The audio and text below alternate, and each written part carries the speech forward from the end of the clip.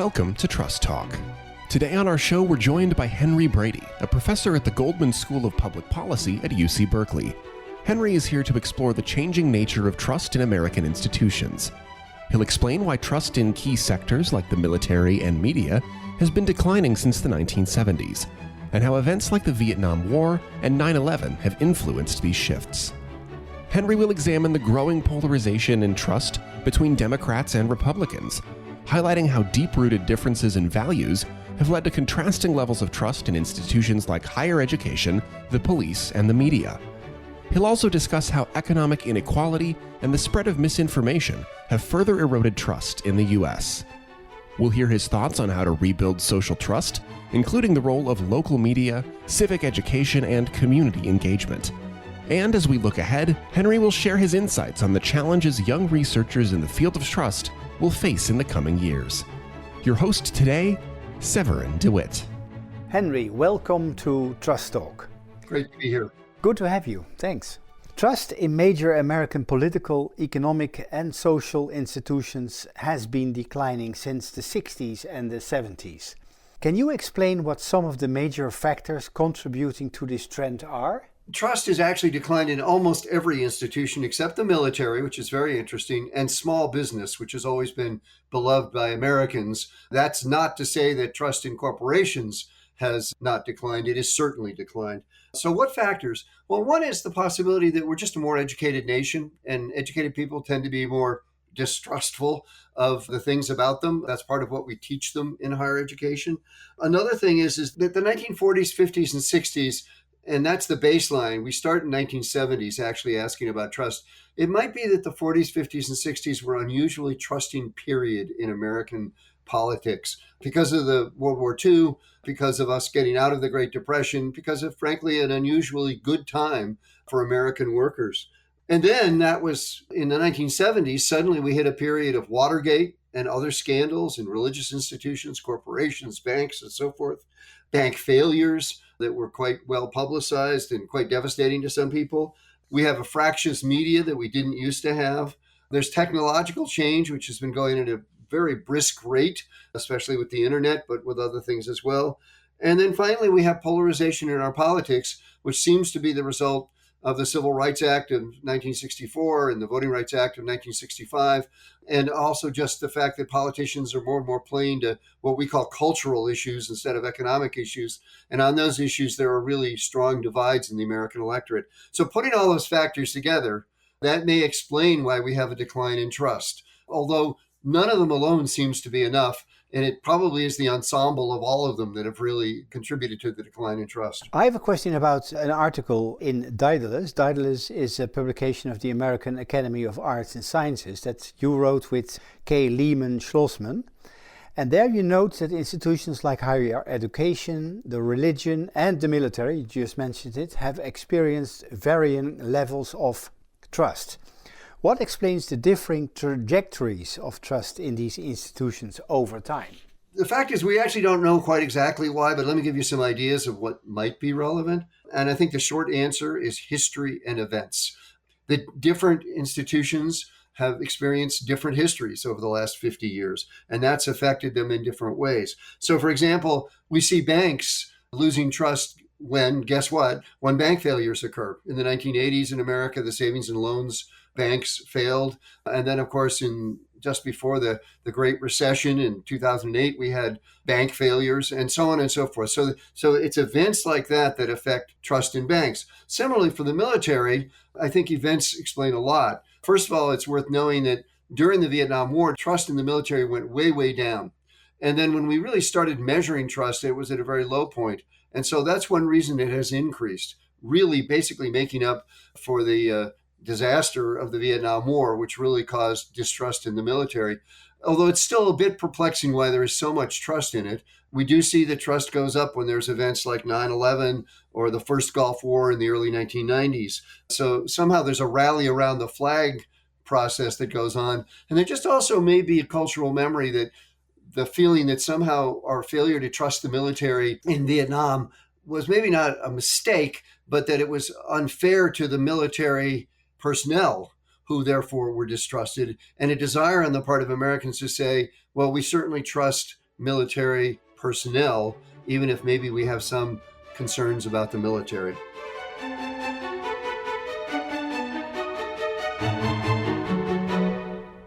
Henry, you just mentioned polarization. It's no secret that trust in institutions in the US has become strongly polarized along party lines. Can you explain on why Republicans and Democrats have such contrasting levels of trust in various institutions? Well, this may just get at the basic psychological differences between Democrats and Republicans. Democrats tend to be more believers in innovation, in change, in self-direction, in the development of new knowledge. Not surprisingly, they have more trust than do Republicans in institutions such as higher education, journalism, and science. These are the innovation, knowledge-producing institutions in society. On the other hand, Republicans tend to be more concerned about tradition, conformity, and security. We see that with respect to Republican perspectives on the southern border in the United States. And as a result, they have more faith in what you might call the norm-enforcing and traditional institutions of a society, such as police, the military, and religion. How does the decline in trust in institutions affect everyday life for average Americans? Can you give some concrete examples? Well, this is my biggest worry about the declines in trust, and especially the polarization in trust, is that take COVID, for example. If you don't trust the institutions that are providing information, the medical institutions, in this country it was the CDC, or other medical professionals, public health professionals at the local and state levels, if you don't trust them and you don't think they're giving you good information, then it's going to be hard for you to figure out how to act. And you're going to act perhaps in a will-o'-the-wisp way, depending upon what tweet or what thing you see on social media. And this opens the doors for all sorts of people who really don't have much expertise to become thought of as authorities and to put forth proposals for how you should act that are really dangerous for you. Like, for example, not taking a vaccine. We have many Republicans who didn't believe that the vaccines were really efficacious or that they were going to help solve the problems they had. So as a result, didn't get the vaccine. And we know for sure medically that people who didn't get the vaccine, especially older people, were much more likely to die. So you see the same thing with the news media, you see that with the police. If you don't trust the police, then how are you going to reform the police? Because you don't trust them, you don't think they can reform themselves. And what can you do then to solve the problems you see in your community?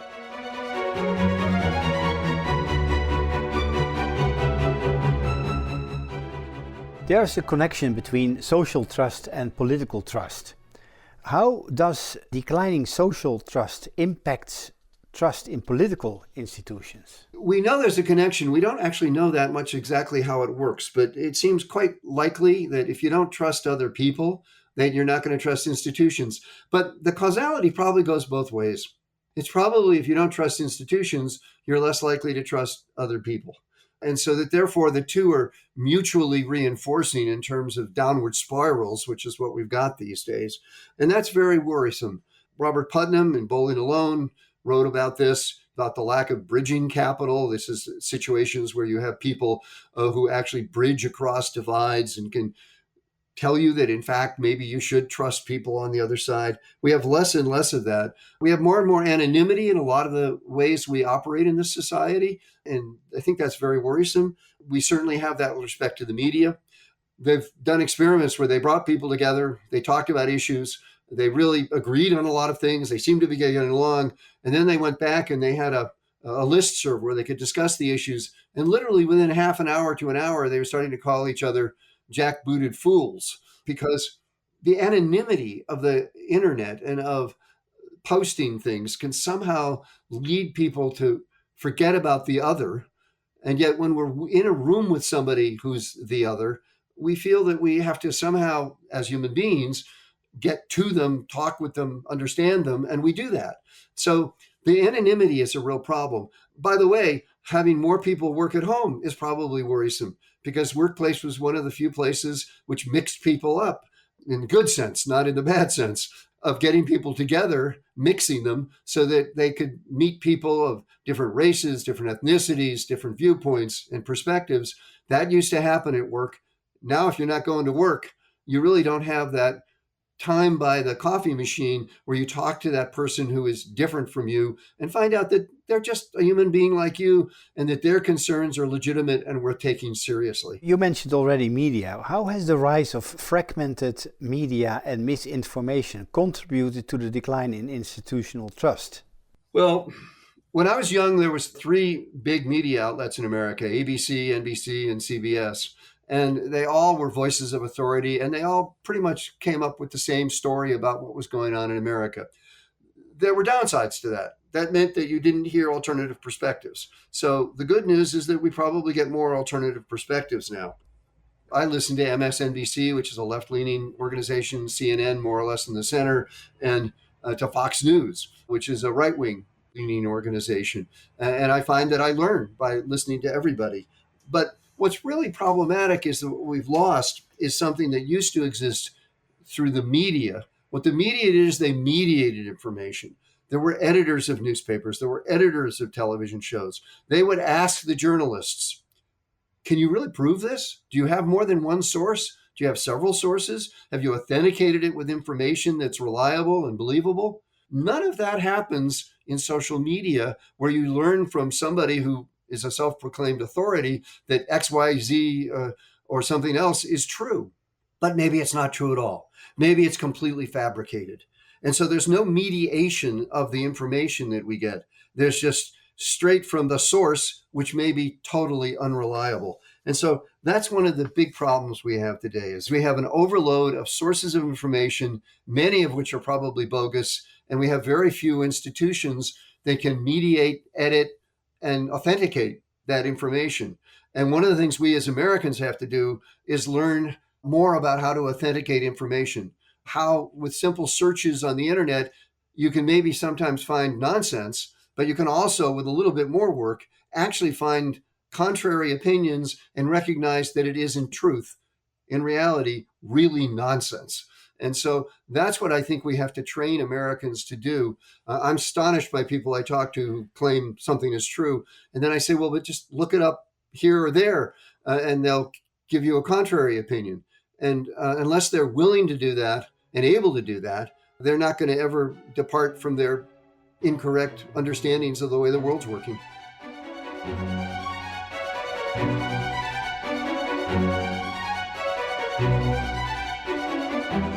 I want to talk with you about a different subject, economic inequality. It has been widely recognized as a factor that impacts social trust. Writers like Thomas Piketty, Robert Putnam, Joseph Stiglitz, and others have discussed how growing inequality contributes to the decline in trust in institutions.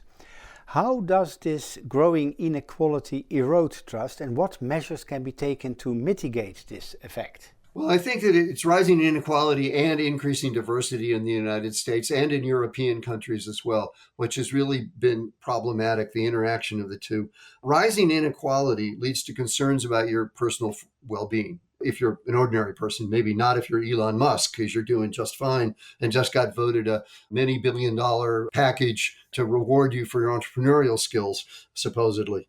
But if you're just an ordinary person, you're not getting that kind of economic reward. And we've got real strong evidence to suggest that the top 1% of the society has done very, very well. For example, CEOs now get 200 times what the average worker gets in America. It used to be just a few multiples of what the average worker got.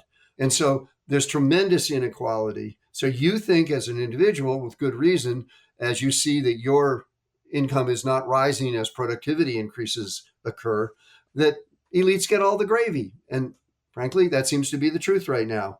And then there's this really worrisome belief that your children will not do as well as you did, and that the future is dim for them. That's really worrisome. Then add to that the diversity that we have in these countries and the fact that we're tribal creatures, somewhat understandably, given our evolutionary background. It made sense to really believe in your tribe and to be wary of other tribes. But today, that means often that we really are distrustful and even xenophobic towards other groups. And as we have societies like America, which have become more and more diverse, that means you're distrustful of those other groups. So you put together inequality, which makes you distrustful of the system as a whole, and then diversity, which makes you additionally distrustful of a society that seems to be more and more different from you. Then the net result is a failure of trust and a belief that somehow the society is not for you, it's for others. Robert Putnam's work on social capital suggests that strong community networks enhance trust. What steps can be taken, in your opinion, to foster community engagement and rebuild social capital in today's polarized society? Well, there's a number of steps we could take. One is there's been a real gutting of local media. In California, for example, about a third of our local daily and weekly newspapers have disappeared in the last 20 years. These are the institutions that actually help develop community in a local area. They're to some extent boosters of the local area. They have news about local sports teams and local people and so forth. But they're also critics often and provide good information about what's going on in local government. And so they provide the glue that hold local communities together, and yet they're disappearing. So we have to find a way to help them survive. They've been gutted, by the way, because of the internet. Basically, their business model was destroyed by the internet. The internet took away the advertising that used to support local newspapers, and now piggybacks on the content of local newspapers and gets that for free and disseminates it for free in a way that provides no recompense for the institutions that actually develop the news, which are the local news organizations. So we got to have better local news organizations. Another way would be to bring local community members together. The American Academy of Arts and Sciences, in their Our Common Purpose report about democracy, has recommended that we have citizens' assemblies where we bring people together from diverse communities and have them discuss issues so they could get to know one another. They could get to find out that the other person is actually quite thoughtful and reasonable about issues and so forth. We have to have better civics education. We have to find ways to make sure that we teach people in schools about how to think about information. I mentioned that earlier, but also how to think about government and recognize that government is the art of compromise. So I'm in favor of civics education that's not memorizing things about government. I don't think that's very useful. Instead, I want a civics education where people engage in simulations. So, for example, they role play their local council member and try to grapple with the fact that there's different perspectives that are brought to bear on a topic and that they have to compromise and that they have to find a way to solve that problem by getting everybody on board. And I think that too many people don't recognize that that's a real art and an important feature of what governing is about, and that we should all be in favor of compromise, not think that it's a dirty word. And finally, the report of the American Academy suggested that we might have a national infrastructure trust that would provide funding for local organizations. And we might also have some local days where we actually have holidays, but the holidays also have lots of civic events that people can go to and learn about their local community and people in their community.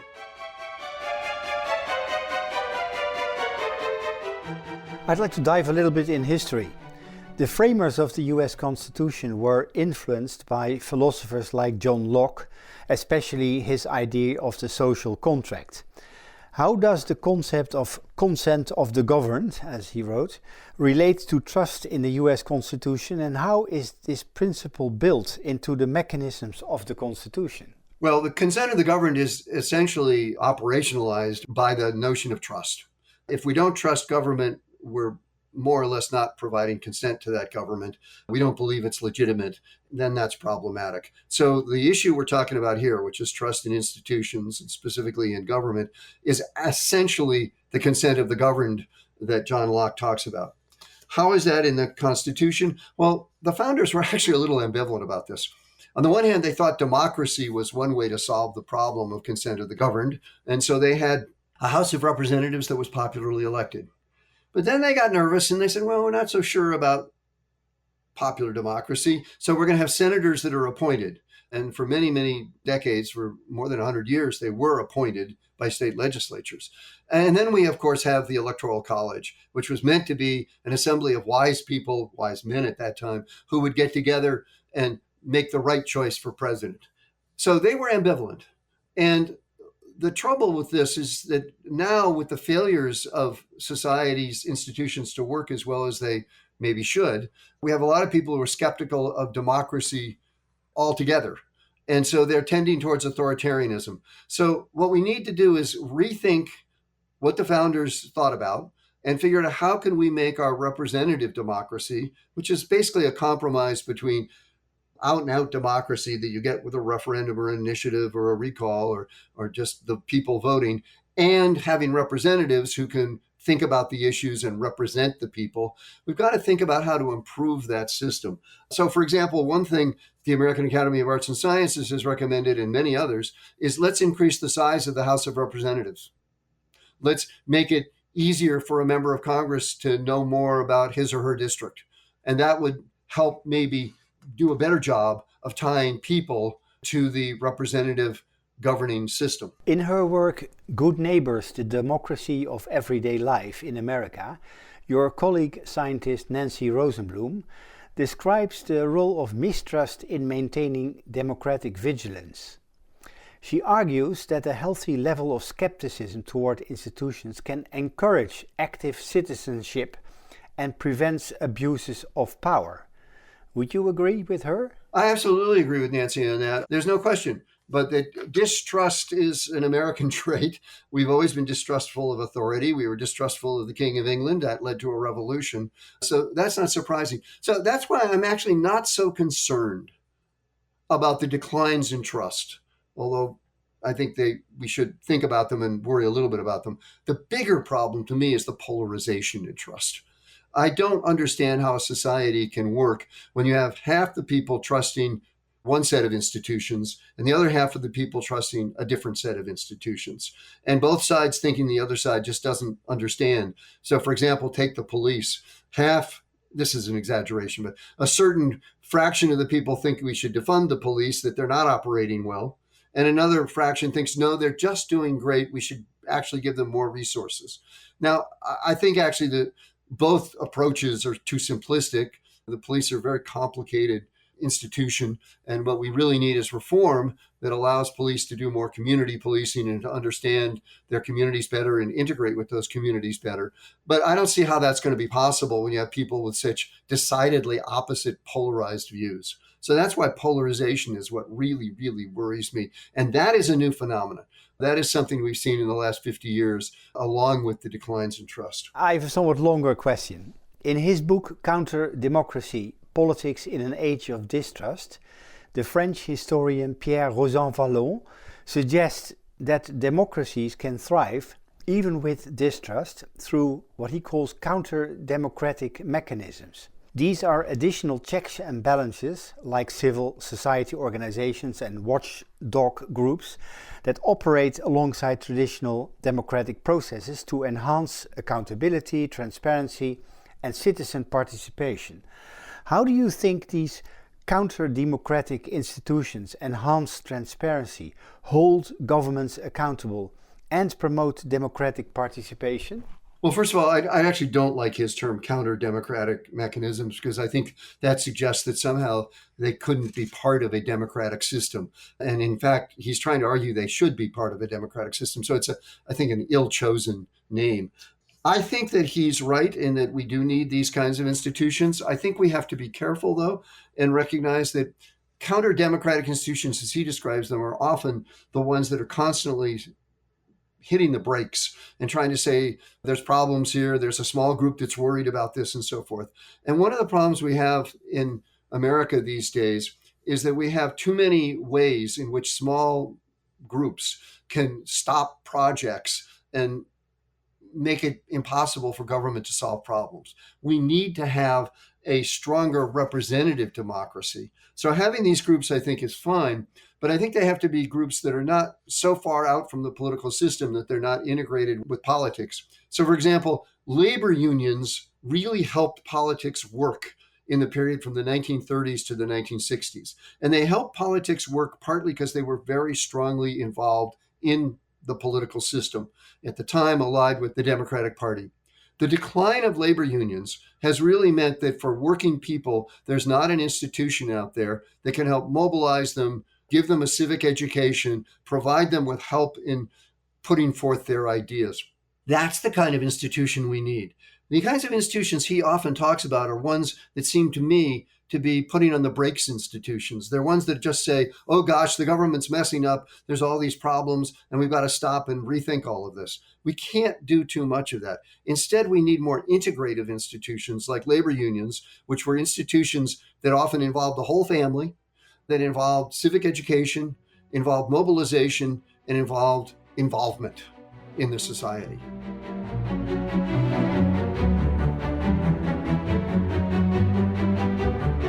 Henry, as we approach the end of the interview, I always ask my interviewee what he thinks of the challenges for new young researchers in trust for the next, let's say, 10 years. What do you think are the challenges for young scientists? I think the challenges are that although we've now figured out there are some ways at a very micro level, an individual level, to increase trust, so that there's a lot of literature now that looks at how if you try to provide people, for example, with the facts about a situation from authoritative sources, that on an individual level will sometimes cause people to turn around and then have a different opinion about the topic at hand. So this is work that's been done in the area of what's called effective polarization, which is one of the biggest worries I have, which is that we found with our institutions that people didn't want their children, for example, to marry a journalist if they thought journalism had gone awry. And that's really worrisome, that there's that kind of emotional dislike of a particular institution and its members, so much that you don't even want your child to marry that person. So we now know that we can maybe do this on a very micro level. The question is, how can we do it at a societal wide level? And I would argue that here we have to have more emphasis upon why have we had a decline in trust altogether? And I think it's due to issues such as a perceived unfairness of society, and that we need to really be thinking about how to make the society fairer in terms of income distribution. It's because of lack of performance of many institutions. And I think it's because of a lack of civic understanding and the failures of our civic education. And I think that we need to really do a lot more research to look at how we affect trust on a wholesale level instead of a retail level. I don't think the retail level is going to work, because I don't think we can contact every person and try to find a way to give them authoritative information about various topics on which they might or might not have authoritative and authenticated opinions. So we need to focus on how do we make a society so that on a wholesale level, people trust that society. That means making sure we understand how institutions should work to help everybody. Henry, I'm grateful to have you had our guest in the Trust Talk podcast. Thank you very much, and wishing you all the best. Thank you. It's been a pleasure talking with you. Thank you for joining us for another episode of Trust Talk. We hope that you found the conversation valuable and informative. At Trust Talk, we believe in the power of trust to create positive change in the world. If you believe in our mission, we would greatly appreciate your support. You can help keep Trust Talk going by making a donation on our website at trusttalk.co/donate. Every contribution, no matter how small, helps us to continue bringing you thoughtful and engaging podcasts. Thank you for your support and for listening to Trust Talk. We look forward to meeting you again for future episodes.